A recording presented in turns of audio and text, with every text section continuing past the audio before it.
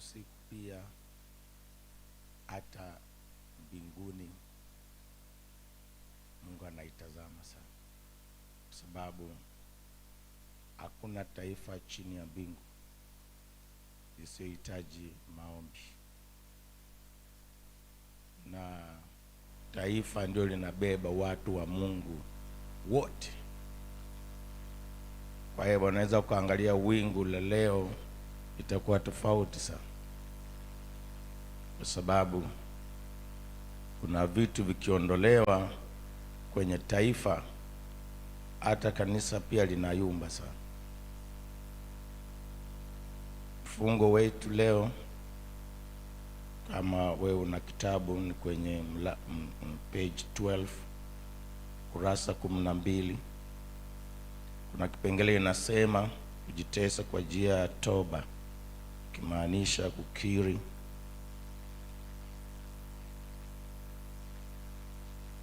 kwa nje ambao kunatoka ndani. Unajua toba unapoifanya imetoka ndani hadi nje. Hiyo ni ukurasa 12 kwa waliona masomo yetu.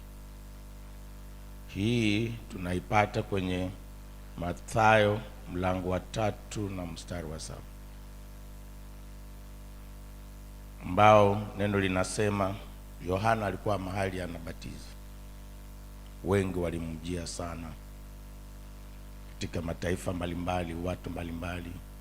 Akaangalia zaidi ya vile walivyokuja, na neno linasema hata alipoona wingi miongoni mwao, Mafarisayo na Masadukayo, wakiujia ubatizo wake, aliwaambia, enyi wazao wa nyoka, ni nani aliyewaonya ninyi kuikimbia hasira itakayokuja?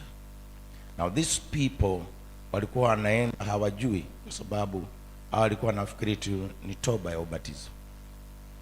Lakini Yohana aliona zaidi ya vile walivyomjia.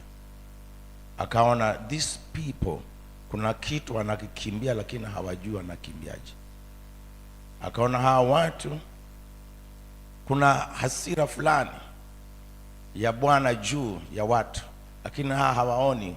Hawa walikuwa wanaona twende tubatizwe, na Yohana ndio anawaleta kwenye ufahamu. Akaambia, kile nyinyi mnachokikimbia hamjui hakianzii nje, kinaanzia ndani. It's not that. Mstari wa 8 neno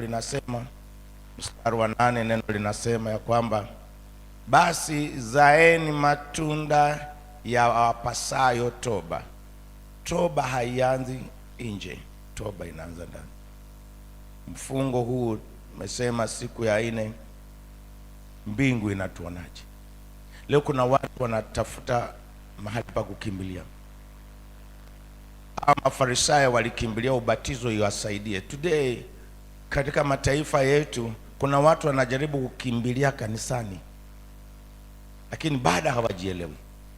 Kuna watu ambao wanajaribu kukimbilia mahali kuna maombi, lakini ukiangalia taifa kama taifa kuna kuyumba sana.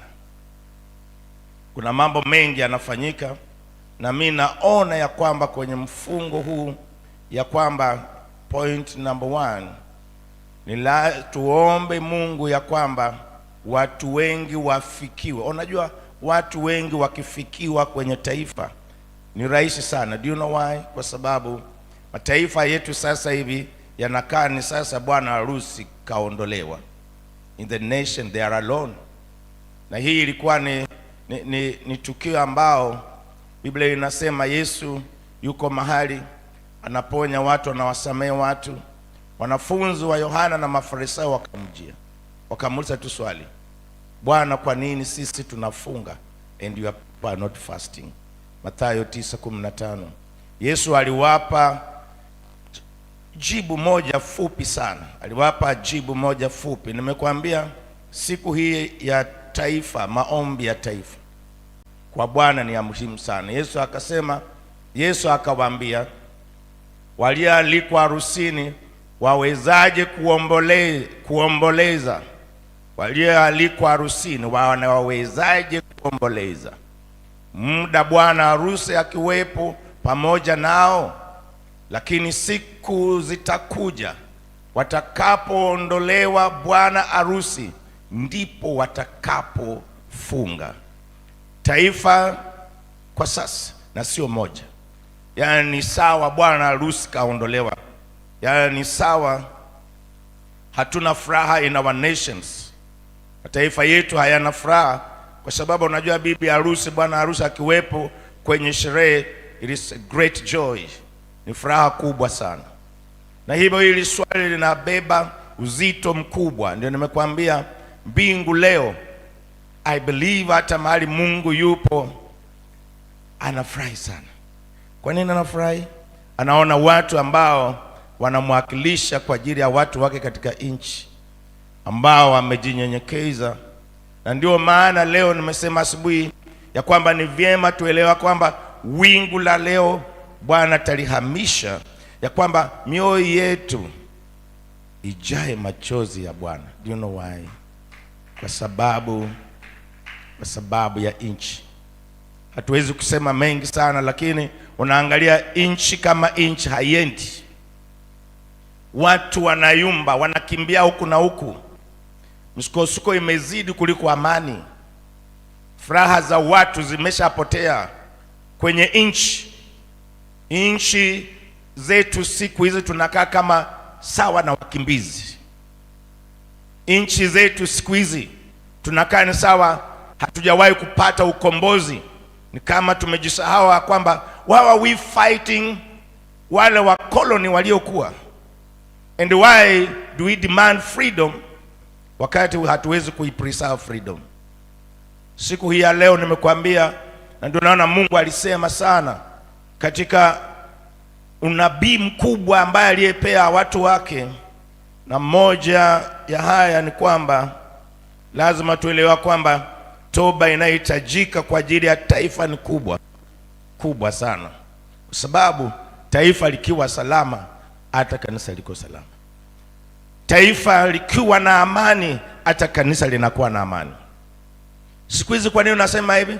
Jiulize, taifa gani lenye uhuru ambao wewe leo huwezi kuweka mkutano hapa, wakati nchi za wenzetu sio jua Mungu huwezi, lakini sisi within Africa, sisemi tu hapa, kila mahali today, hata zile sheria zinazotungwa watu, yani mtu anatunga sheria ni sawa, Mungu hayupo. Ni kama kajileta duniani kajiweka kwenye utawala, and yet bado huyo mtu anahitaji Mungu amwezeshe kuongoza watu wake.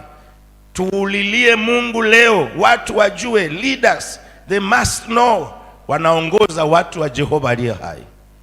Haya mambo yote ambayo yanayofanyika katika nchi mbalimbali ikiwemo Afrika, nchi za bara za Ulaya, ni kwa sababu an individual amefika mahali kajisahau. Na lakini sisi leo tukimwombolezea Bwana, naamini Mungu atafanya, atajibu. Natamani tumwombolezee Bwana. Ndio nimesema wingu letu li change kwa jina la Yesu, sawa na Yeremia 9:17, na tutaenda kuomba, naenda kuomboleza kwa Bwana. Yeremia 9:17, na Mungu wetu atubariki. I wish kama ungependa basi tusimame tunaposoma haya, alafu tunakwenda kuomba, na Mungu wetu atubariki. Isaya 9:17. Neno la Bwana linasemaje? Tutasoma hiyo kurasa yote uelewe. Hata nisiposema huu kurasa utasema. Kwa nini huu kurasa utasema? Bwana wa majeshi asema hivi, fikirini ninyi mkawaite wanawake waombolezao, ili waje, mkatume na kuwaita wanawake wenye ustadi ili waje. Skillful women who can wail, who can mourn. Hayo ni mambo ya taifa.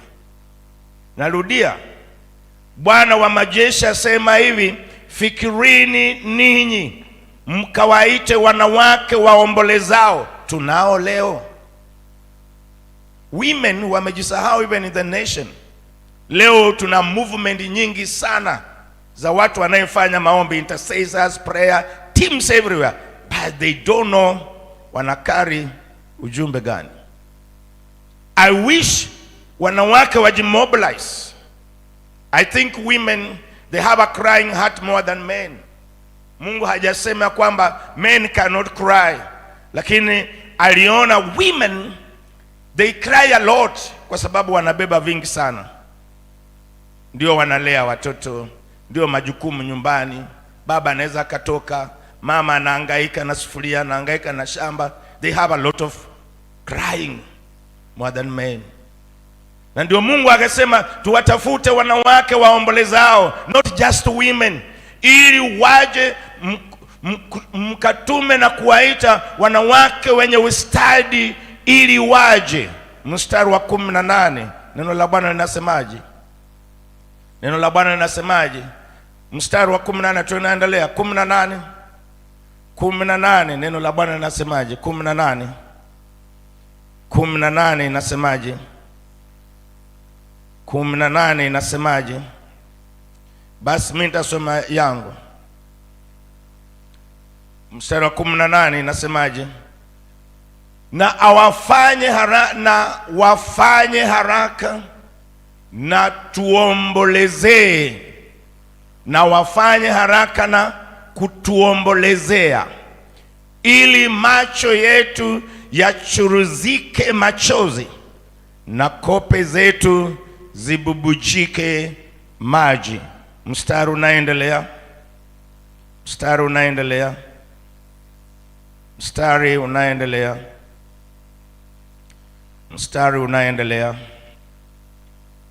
wa 19 neno linasema, maana sauti ya maombolezo imesikiwa toka Zayuni, jinsi tulivyotekwa, tulivyofadhaika sana, kwa sababu tumeiacha nchi, kwa kuwa wamewaangusha makao yetu 20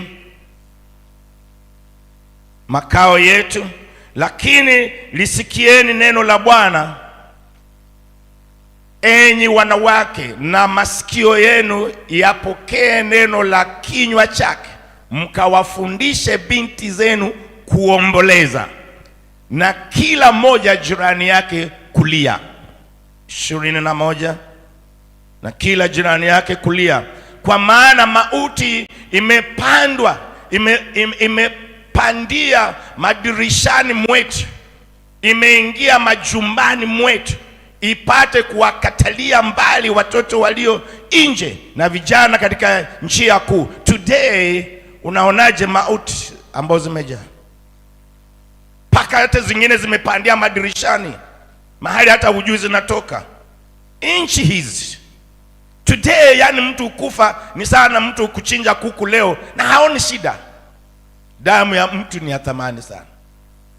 Nasema damu ya mtu ni ya thamani sana. But today ukiangalia Jeremiah, they were in the spirit.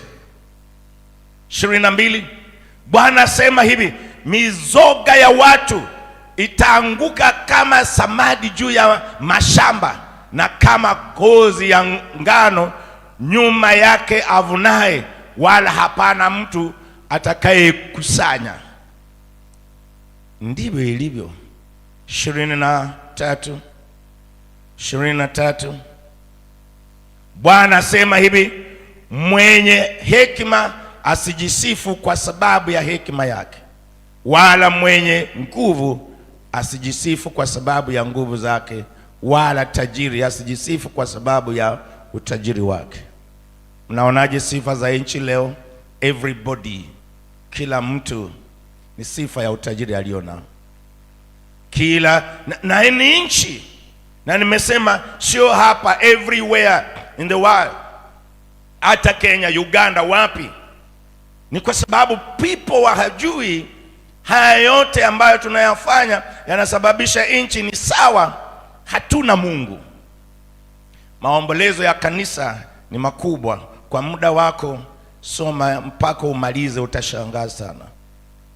Maombi yetu ya nchi yanatia huzuni sana, yanatia huzuni sana hata kuliko mambo mengine, kwa sababu haya yote yaliyotabiriwa tunayaona. Mizoga siku hizi imejaa, but nimekuambia ni nchi gani zetu za Afrika tumefika leo hata injili kuhubiriwa hadharani inasimamiwa ni kama mnaenda kuiba. Wakati Afrika tungekuwa with joy, watu kujua these people wanasaidia nchi. Yani tunakaa kama nchi zile ambao either maybe za Warabuni ambao hazijui Mungu, and while every Sunday hao wahusika they are in church, wanainua mikono, we pray for them, lakini ikifika nafasi ya church they cannot be allowed to preach. Ni huzuni mkubwa sana, ni huzuni mkubwa sana. It does not bring joy, haileti furaha. Tuinue mkono yetu kwa Bwana. Ni huzuni mkubwa. Wacha Bwana achilie machozi ndani yako. It's not just, Mungu alisema tuomboleze, na wewe you can do. Hebu fungua kinywa chako mbele ya Bwana. Mtakatifu wa Israeli, thank you Jesus. Mtakatifu wa Israeli, Lord, uliyesema Bwana,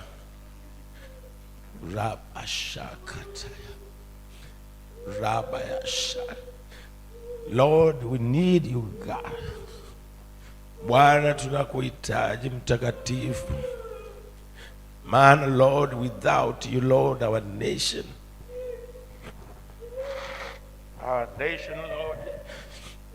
Bwana, tunakuhitaji mtakatifu wa Israeli, kwa sababu wewe ni Mungu Bwana. We need you Lord, we need you Lord in our nation. Tunakuhitaji Bwana katika mataifa yetu. Tunakuhitaji mtakatifu Bwana katika yote. Ndio maana ulisema Mungu, utafutiwe watu ambao watakayeomboleza mbele yako, watu watakayelia Jehova, kwa sababu nchi imejaa mizoga. Nchi zimekaa kama watu Bwana, sio watu leo. Nchi Bwana inakaa kama binadamu, sio binadamu. Nchi zimekaa kama watu Bwana, sio watu tena. We cry before you Lord. Katika haya madhabahu tunakuhitaji Mungu siku hii Yesu, ukanusaidie Jehova uliye hai, maana wewe ndio Bwana harusi wetu. We need you in our land. Tunakuhitaji katika nchi zetu Jehova. Tunakuhitaji Bwana katika mataifa haya Yesu. Tunakuhitaji Jehova. Rabashaka yaba shala baba boshika laba ya shakata la baba laba ya shanda la baba laba ya shakata laba ya shinda la baba. We repent Lord, we repent Lord kwa mauaji. We repent Bwana, tunatubu mbele yako Bwana kwa mauaji makubwa tunayaona, mambo ya kutisha. Giza linatanda juu ya nchi yako Yesu.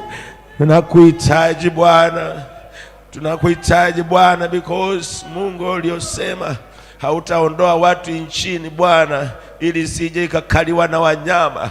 But today we see Lord, people disappearing. Father, takatifu wetu, Raba shakata la babu laba ya shanda la babu laba ya shika ya la babu shanda laba ya shika ya la babu.